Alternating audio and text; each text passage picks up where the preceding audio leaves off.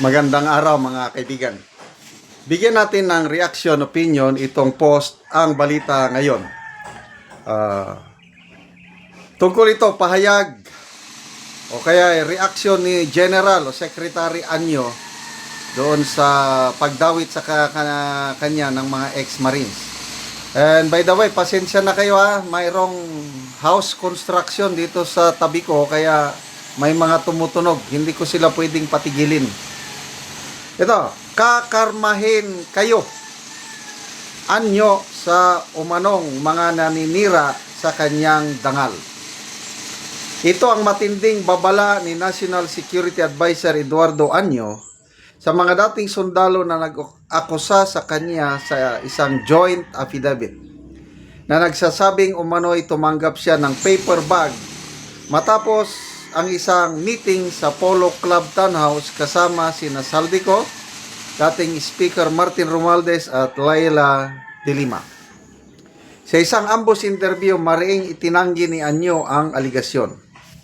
Ayon kay Anyo, ang kanyang pangalan ay isinama umano sa affidavit ng mga nagpakilalang dating Marines, isang paratang na niya ay walang katotohanan. Okay, sabi niya, if you remember, sinama nila ako doon sa affidavit and that is really malicious and fabrication and bereft of truth. Binigyan diin ni Anyo na kailangan niyang ipagtanggol ang kanyang pangalan laban sa mga paratang.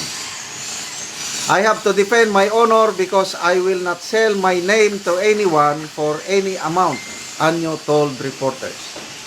Dahil dito, nagsampa si Anyo ng reklamo laban sa 18 dating sundalo, sa kanilang abogadong si Attorney Levi Baligod at dating kongresista na si Mike Defensor.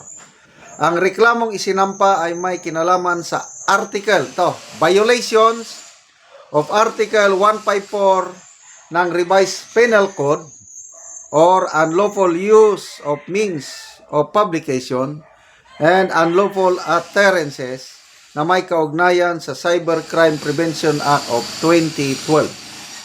Sa gitna ng lumalawak na kontrobersya, may direktang mensahe si Anyo sa mga nag-akusa sa kanya. Huwag kayo magpamanipulate. Kung ano ang totoo, yun ang sabihin ninyo. Dahil hindi kayo makakaligtas dito kung kasinungalingan ang sinasabi nyo. Kakarmahin kayo. Ayan. Okay.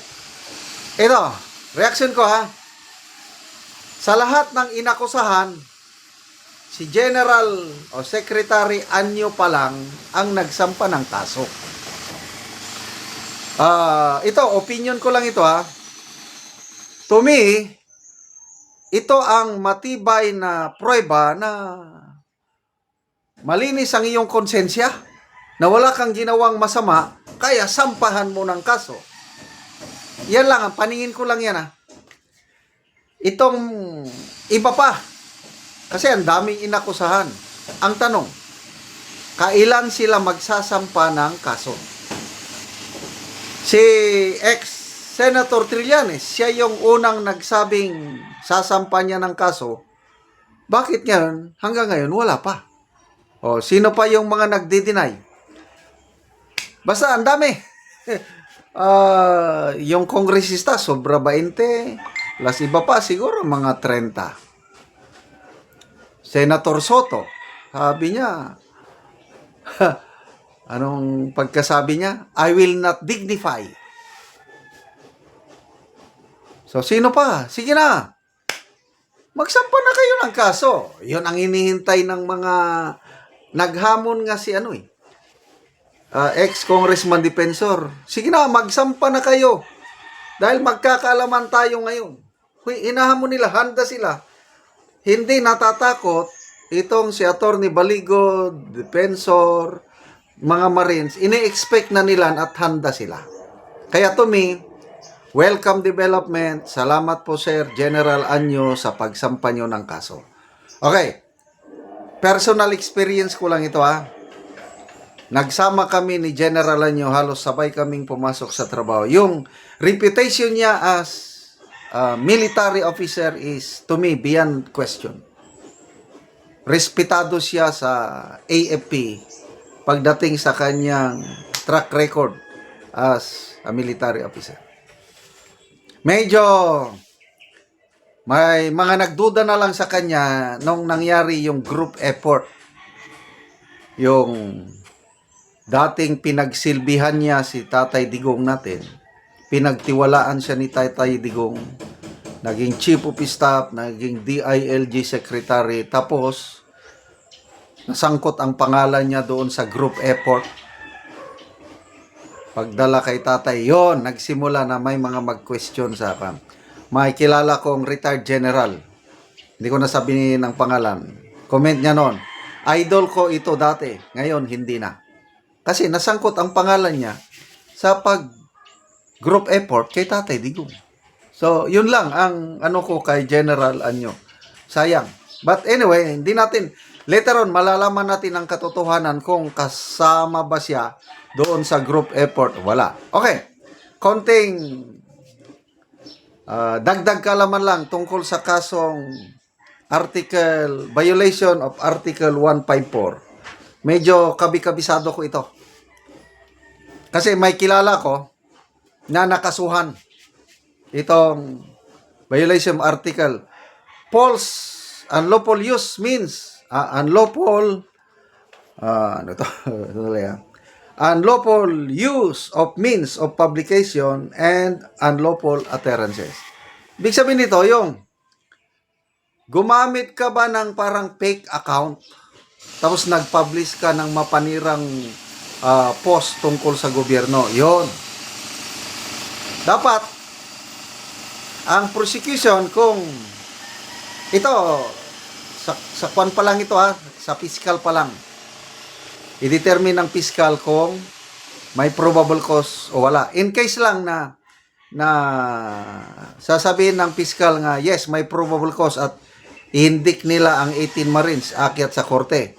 Dapat, ang prosecution, patunayan nila na yung publication means o ano ba ito? Account, Facebook ba, whatsoever. Patunayan nila na ang may-ari ng account na yon ay yung kinakasuhan. Yan yung unlawful use means of ano. But ang mas mabigat yung for unlawful utterances, yung nagsinungaling ka, nagsabi ka ng hindi totoo na nagresulta sa kaguluhan sa bansa. Yan ang specific na ano ng batas. Dapat yung example, itong sinabi ng mga Marines na si General Anyo nakatanggap ng paper bag. As a result of that utterances or post, dapat ito nagresulta ng nagkagulo ang bansa. Yan ang nakalagay sa batas. Patunayan ngayon ng prosecutor na nagkagulo ang bansa. Kung hindi nagkagulo, madidismiss. Kasi mayroong principle ba na ano yung, is there a clear and present danger nang dahil ba sa pag-akusasyon na nakatanggap ng paper bag? Is there clear and present danger to the security of the nation? Pag ang sagot, none. Wala. Ibasura ng judge yan. Kasi nga, dapat nagresulta yung false utterances ng ex-marine, nagresulta sa kaguluhan. Ngayon, nagkakagulo na ba tayo? Wala naman.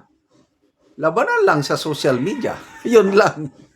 Salamat mga kaibigan sa inyong pagsubaybay sa ating channel. Nakakatulong kayo ng malaki sa tribong Talandig ng Bukidnon dahil ang income natin sa channel na ito is pantulong po sa tribo. Namimigay tayo ng libreng yero at pako para makapagpatayo sila ng mas maayos na tirahan. Panoorin nyo ang video na ito. Karon mag-atok na gyud sa balay ni Ante. So lipay kayo ang nagtabang sa iyaha na makabalay na si Ante. Okay, balo si Ante, gitabangan ra siya.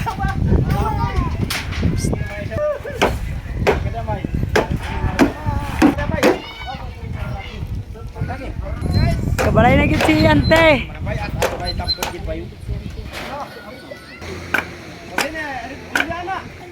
Sandayungan nyo dak diet. Dali mo man eh.